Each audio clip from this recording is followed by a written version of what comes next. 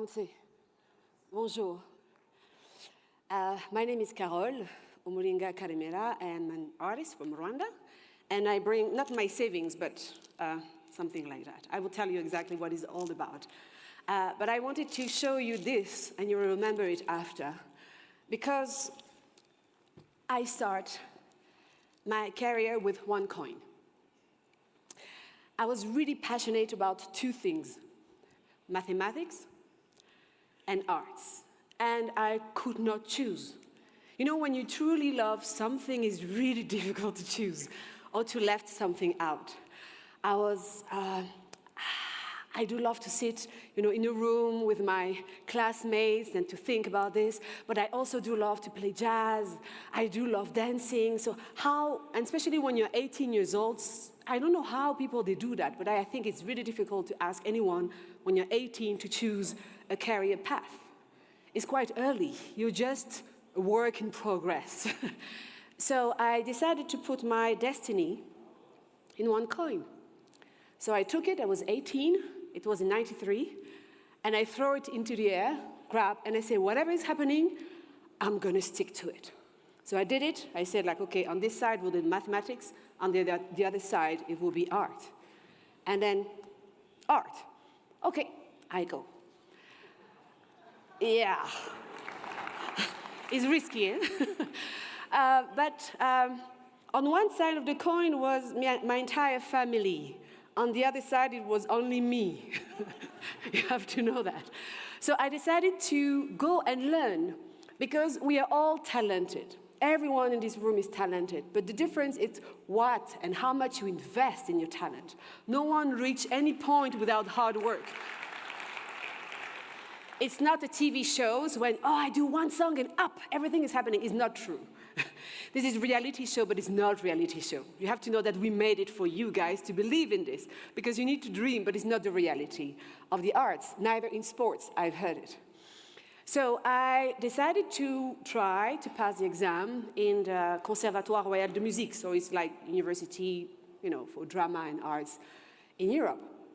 And you have to pass an exam, because you have thousands of people coming, and they choose every year 20 people. So I worked hard during the entire summer, saying okay, Carole, please work, your instruments, music. I'm a saxophone player, and theater at the same time. And off I go the first day.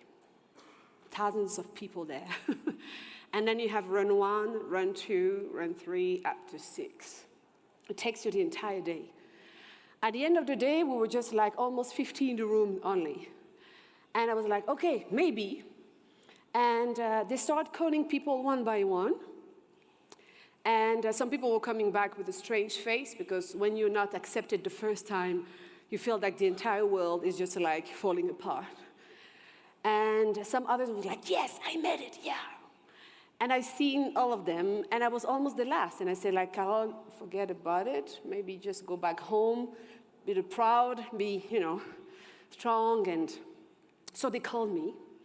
And I entered a room with the international jury, and some of them, they had a big smile on their face. Some others were. And I was like, what's going on? And the teacher, the professor of theater, told me that we're happy to welcome you. And the same for jazz, but not everybody was happy in the room. So I said, thank you. So I went out, and I was like, wow, I am in the art school now. I'm in the Conservatoire Royal de Musique, but why people, they don't look so happy? So the week after, when we started, the professor of theater took me apart and told me, we're really happy to have you here. And I said, but why everybody didn't look so happy? And they told me, because the president of the board of the Conservatoire Royal de Musique, the Royal Conservatory of Music, didn't want you in. I said, why? Didn't like the performance or something? No, because you're black. I was like, okay, now I got it. And I said, but why am I here now then? What happened? And he told me in secret, we have to tell you that. We told them that you're the daughter of an ambassador. I was like, wow. But from day one, I knew that I was not the most welcome in the room. I was the only black in the conservatoire, in the history of conservatoire in Belgium. And I was like, okay, so I can't take it for granted. Even if it's my passion, what it means for the next generation of black people in the country, it's big. So I have to work twice harder than the others. Because no one see what they could do with the big black women in the classical theater, or even music jazz is still okay because New Orleans, etc. But come on, guys, it's Greek, it's Shakespeare, it's whatever, Euripides, it's Aristotle, it's nothing. We don't perform in national theater African authors 25 years in a row, yeah? Back. So I worked really hard, really, really, really hard. Because when I was going back home, my mom was like, Kaliko, how is your stuff going? I said, fine. So I could not fail. No room to fail. So on the second year in Conservatoire, you can pass an exam in front of an international jury. But most of the time, it's at least 3 up to 5 years to pass the exam. So the second year, the professor told me, like, you can pass the exam. I said, like, there is no way that I can get it. So again, I was waiting for the first people to be called, the second, the third, when we finished the exam. And at the last one, they said, like, Carol, Muninga, Karemera, you got the first prize with 90%. I was like, what? I said, I am not ready to go out. I'm just 20 years. I still need to learn. I still need to. And I was lucky enough, because of that international jury, to have a director of a big theater in Brussels who came to me and they said, I would like to play the first part in a European theater play. I was like, oh.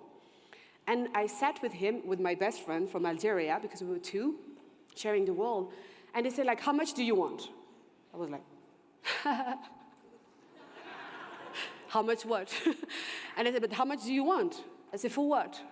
But to perform, you're going to play the entire month in the theater in Brussels, blah, blah. And it's the first time that it came to my mind that my passion has money value. I did not know. So I laughed with my friend, Asiba, and I said, give me $1 million. And I laughed. And he was like looking at me like, she doesn't know where she is. Until then, I continued to work.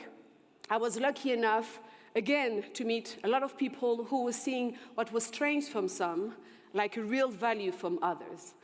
And after 10 years, one of the biggest choreographers in the world came to me and said, like, I'm going to make you a dancer. I said, I'm not a dancer. I'm going to make you a dancer. So I worked like sports people. I did not know that it was so hard. Full respect. I had to work 10 hours a day to reach the levels of other dancers for 6 months. Full pain in the body. And at the end, we did the show. And we were touring the entire world for almost 2 years. And I was like, okay, that could be, that can happen. And one day, I have to tell you something. I came back home, and I was renting a small apartment in Brussels, and I see a Togolese guy who was putting an apartment to be sold. And for us, the African diaspora, I never seen in Brussels most of the people being owner of an apartment of a house. So I went to him and I said, like, is it your apartment? He said, no. I said, I was sure. You rent it? Yeah, but I'm selling it for, And he said, are you interested? And I said, but I have no money. I never saved any money. I was just like, you know, having fun. And he said, but if you're interested, I can put you first on the list. I said, okay, what does it require? You need to do that deposit. So I went back home, it was 10 p.m., and I said, like, but how do I get all that money? So the next day, I called all the people with whom I have contract for TV, I said, can I have an advance? Yes. Can I have an advance? Yes. And 2 weeks after, I got my first apartment. I was like, oh, wow. What I do love can also buy me a roof. And I realized that I never saved money in my life. And it was difficult for me because my passion was to give meaning to other people's life as an artist. I never did really entertainment for entertainment. When I did movies or something, it has always to have a true meaning for me. Otherwise, it doesn't work. You know, the chemistry doesn't work. So I decided at some point to come back to Rwanda. And everybody in Europe was telling me, like, where the hell are you going? There is no movie industry, there is no theater industry, barely one television or something. And I said, like, because it's a place where eventually I can make a difference with the gift that I think I received. And they all look at me like, okay, go, and then we'll see you coming back soon. But what happened in the years after was a call from HBO in Kigali. And they said, like, oh, we're looking for artists and actors to play in a movie. So I went for the casting. And it was, of course, the little, part that they were looking in Rwandans for. And I said, like, but what other parts do you have? This. And I did the casting for all roles till I got the first part. But for Americans, it was impossible coming to shoot in Africa to have an African as the first part. And again, you keep thinking about that. So like, that's the place I should stay. And then years later, one of the biggest theater director in the world, Peter Brook, again, I was having a nap because I barely sleep at night. And I received a call, say, hello, my name is Peter Brook. Do you know me? I was like, ha, ha, ha, ha. Is my friend making a joke? We used to say like, hello, this is Spielberg on the phone, please call me, blah, blah, blah. So I laughed and I said, like, ha, ha, ha, yeah, sure. And he called again. He said, like, I am Peter Brook on the phone. So I sat on the bed and said, like, yeah? Would you like to work with me? And again, I was like, are you asking me? And it was in Kigali. And he said, like, if you love to work with me, I would like to work with you.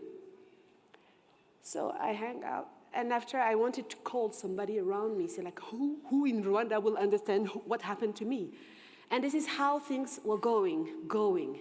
And 26 years now that I'm doing that business, I remember that coin. Because sometimes you can put your destiny, in the hands of the universe or God or whatever you believe in. If it's your true passion, this is really where you feel the most alive on earth. This is there that you have to invest. This is there that you have to dig, to go back every time that you feel lost. This is how you can make a sense for others, life. There is no other way for me to go through life because we work 70% of our life. So if 70% of your life you're unhappy, what will happen to you? What will happen to your body? What will happen to your family? So that's the coin. And here, I have now, I'm not a fetishist, but those are the coins in most of the countries where I've been able to tour, to work as an artist in each continent of this world. Thank you.